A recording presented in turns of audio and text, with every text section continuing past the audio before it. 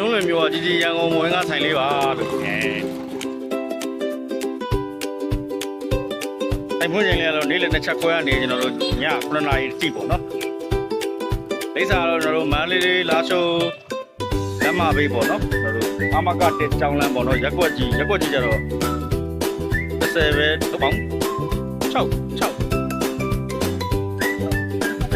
နှစ်ရက်ွက်ကြီးကတော့နှစ်ပေါ့နော်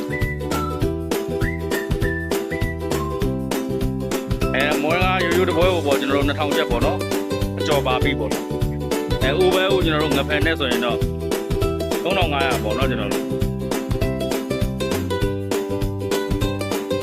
ဒီရန်ကုန်မွေးကဆိုင်လေးတိုက်ကြထားတာပါလို့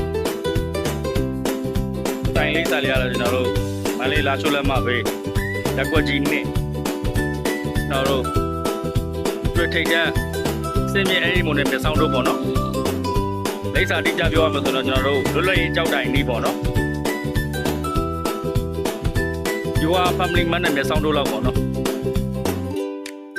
ရက်ွက်ကြီးနှစ်မလေးလာချိုးလက်မဘေးအမကတဲ့ကြောင်လန်းဘေးပေါ့နော်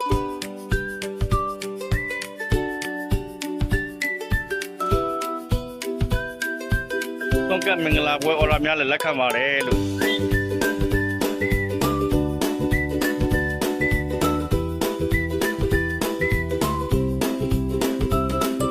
လိုမျိုးကြီးရန်ကုန်မဝင်ကားဆိုင်လေးပါလို့